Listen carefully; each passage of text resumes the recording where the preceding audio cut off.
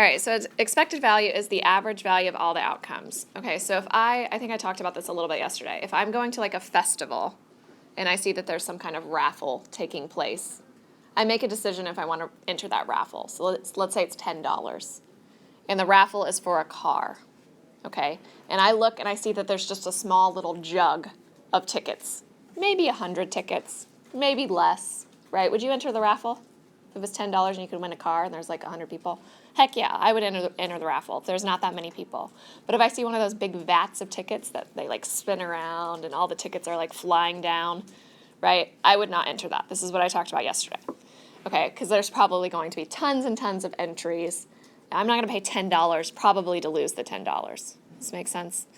Okay, but if there's a raffle and let's say it costs me $1, but I could win like $100, maybe I would enter it, right? If there's only like 10 people that are in it, heck yeah, I would enter that raffle. Okay, so you kind of have to think about whether something's worth it for you to join. And I talked about the lottery. Like my husband knows the magical number, 217 million. That's when he can play the lottery, okay? Because that's the expected value for the lottery, or that's when the expected value ends up being positive. Okay, so I'm going to explain this expected value. Okay, there's two ways to do these problems. I'll show you the way that I like to do it, and then I'll show you the way that a lot of probability books do it, okay? So it says a grab bag contains 12 packages worth $6 each, 15 packages worth $3.50 each, and 25 packages worth 50 cents each. You probably did this like school fairs where there's like those little brown bags, and it's like, oh, you're going to pay 50 cents, and you're going to get this brown bag. Okay, this is what's happening. Okay, so you're deciding if you want this grab bag or not, okay? So what I like to do is what I call expected winnings. So I'm going to do that first.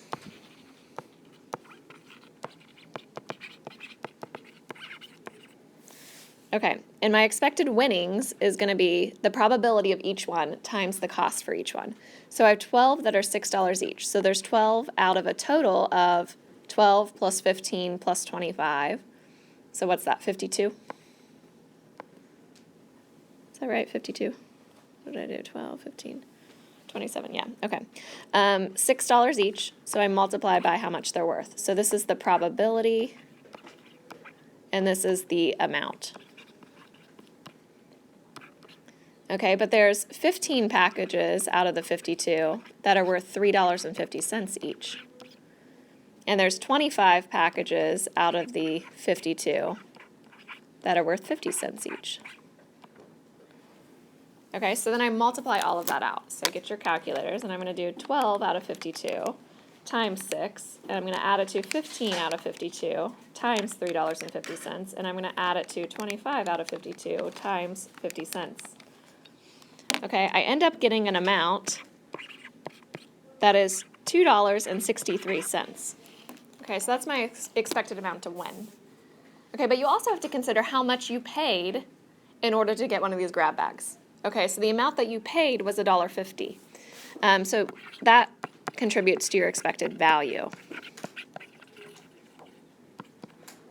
So you always take your expected winnings, which was $2.63, and you subtract out how much you paid for that ticket or whatever it was. So in this case, we paid $1.50.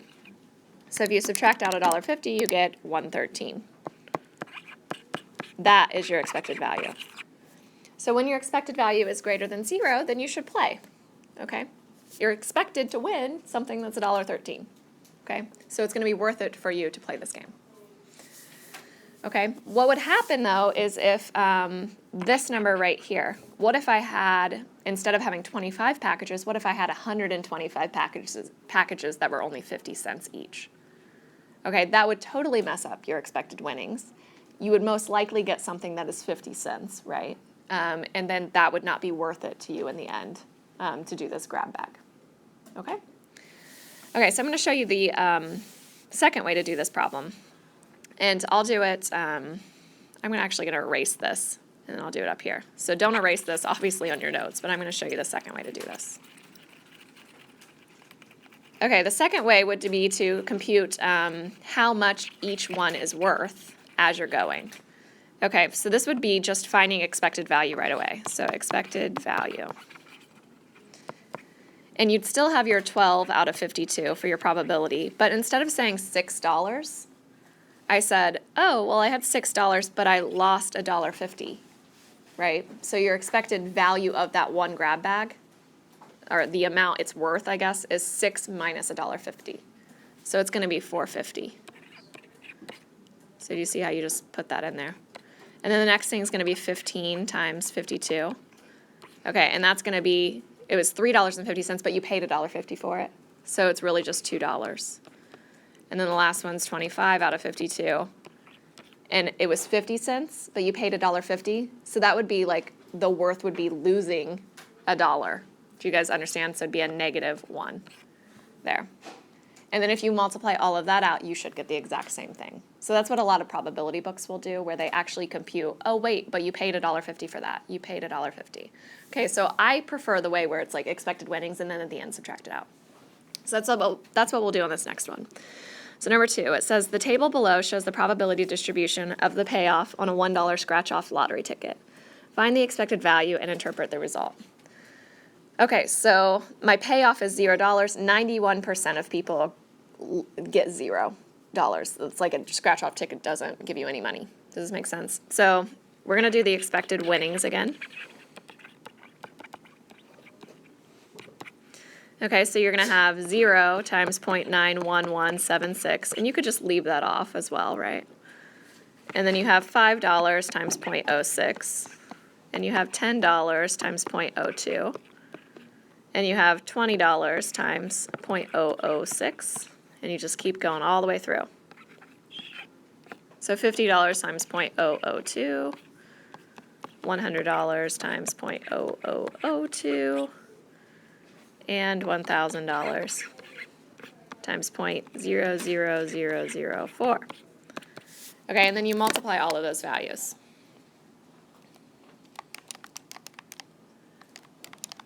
Let me know if you get it faster than I do.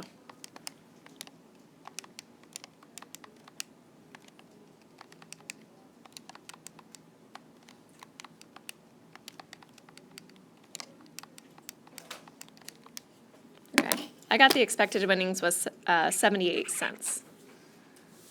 Okay, but we actually paid money for this scratch-off ticket. It wasn't just given to us as a gift, right?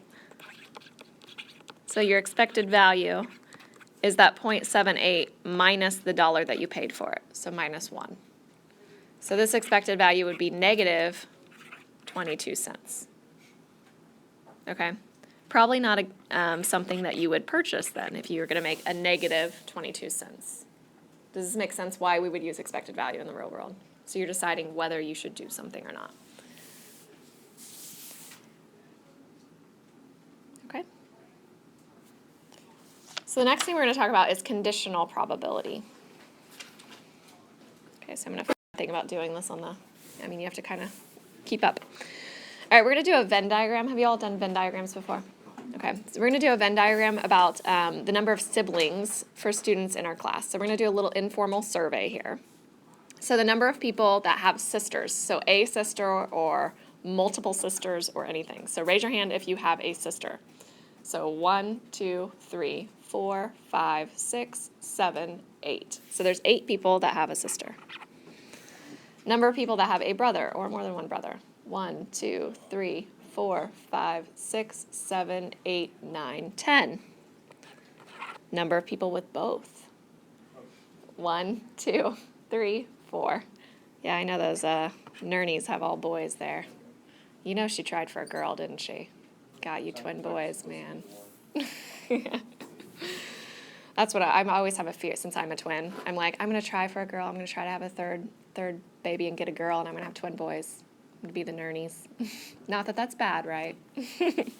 All right, number with no siblings. So how many are only children? 1, 2, 3, 4, 5 of you. Okay.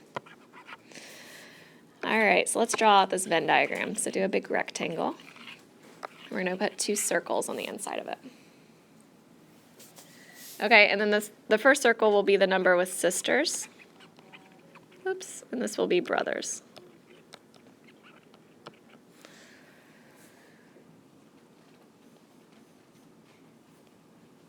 Okay. And luckily I asked for the number with both. Sometimes I don't ask that and you have to figure it out from the total number of people in this class. But I did ask how many had both, and there's 4 people that had both. So when it comes to the number that only have sisters and do not have brothers, it is not 8, right? It would be 4. Because this entire circle right here needs to add to be 8. Does that make sense? Okay, and when it comes to the number that have brothers and only brothers, it's going to be 6. Right? Because that entire thing needs to add to be the 10. Okay, and the number with no siblings is going to be 5, so those are the number that are out here. And if you add up all those different regions, it ends up giving you the total number of people that are in this class, which is 10 plus 9, there's 19 of you. Does this make sense? So this is a Venn diagram. Now with conditional probability questions, you can use a Venn diagram to help you solve it. So let me give you an example. So it says the probability that a student has a brother if you were given that he or she has a sister. So if I told you, I am looking at a person in this class and I'm telling you that they have a sister, okay? That eliminates a lot of people from this, this class, okay? So if I say they definitely have a sister, we're down to 8 people. Does this make sense? We're down to right here. So it has to be one of those 8 people. Okay, so the 5 only children are out, the 6 people that only have brothers are out. Okay, so if I said, what's the probability that that particular student that I told you has a sister has a brother? What would it be? 4 out of 8. Does this make sense? So I told you that they had a sister, so there's 8. And then I said, what's the probability that they have a brother then? Well, there's 4 people that have a brother out of those 8 people that have sisters. So it would be 4 out of 8, which is 1/2. Okay, but if I said the probability that a student has a brother if you were given that he or she does not have a sister. Let me kind of write the notation up on number 1. So the number 1, the notation would be that they have a brother, and we do given that they have a sister. So it's just a straight, like, vertical line. That vertical line means given. So we read this as given. So we found the probability of a brother given that they had a sister. So this one, next. All right, so it says at UHS, 32% of students play soccer. The probability that a student plays soccer given that they plays basketball given that they play soccer is 56.25%. What is the probability that a student plays basketball and soccer? Okay, so this is set up a little bit different. So I'm going to start it out with the basketball given soccer part. Okay, and that's going to be the probability that they play basketball and soccer divided by the probability that they play soccer. And then I'm going to fill in with those different numbers. So I was given the given one. So I have 0.5625 for the probability that they play basketball given that they play soccer. And we're asked to find the probability that they play basketball and soccer. So we divide by the probability that they play soccer, which is 0.32. So you're going to take your 0.5625 and you're going to multiply by 0.32. So you get the probability of basketball and soccer is equal to 0.18, which you could write as a fraction if you wanted to. It would be 9 out of 50 or 0.18. Okay, so let's get to the ones where you actually need a Venn diagram. Okay. So it says the data from a survey of 140 students showed that 37 study music, 103 play a sport, and 25 do neither.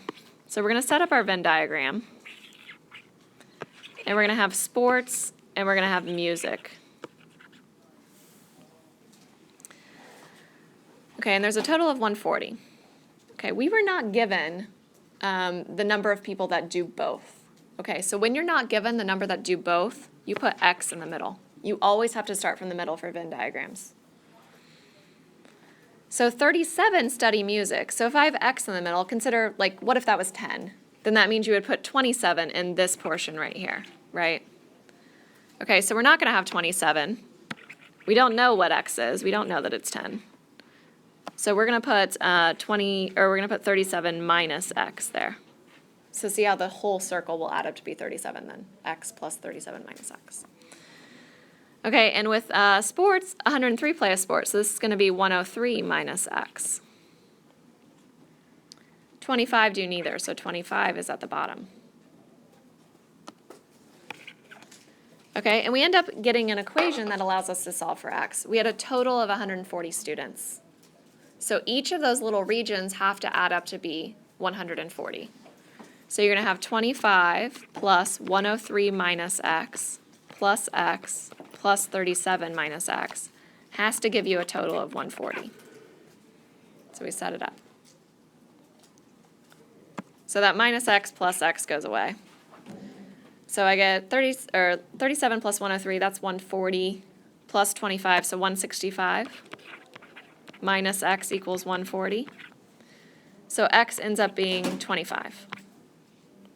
So then I go back into my Venn diagram and I fill in the x. So x was 25. It's really tiny. 37 minus x would be 12 then. 103 minus x would be, what would that be? Blanking. I know this isn't rocket science here. 78? Okay. So we have those different values in the Venn diagram. So now you can do this two different ways. You could actually find the probabilities, or you can use the Venn diagram to get your values. So if I ask for the probability that they study music, that one's not one you need the Venn diagram for. You see that there's 37 people out of 140 that study music. So it's 37 out of 140. But when I say study music given that they play a sport, what you're doing is you're isolating it to this sport region. So you're saying, well, you're told that they play a sport, so we're down to 103 students. We've eliminated the ones that only did music and did nothing. So what's the probability that they study music then? Well, there's 25 that also study music. So see where this conditional probability formula comes from. That's the probability that they do both, divided by the probability that they only do sports. So the long way, if I had actually found probabilities, is you would have 25 out of the 140, and then you would divide by 103 out of the 140. And those 140s would end up canceling, like when you flip the second one. So that's how you're getting this. Okay, so then they will play a sport given that they study music. So this is where the Venn diagram is really helpful. The number that study music is 37, right?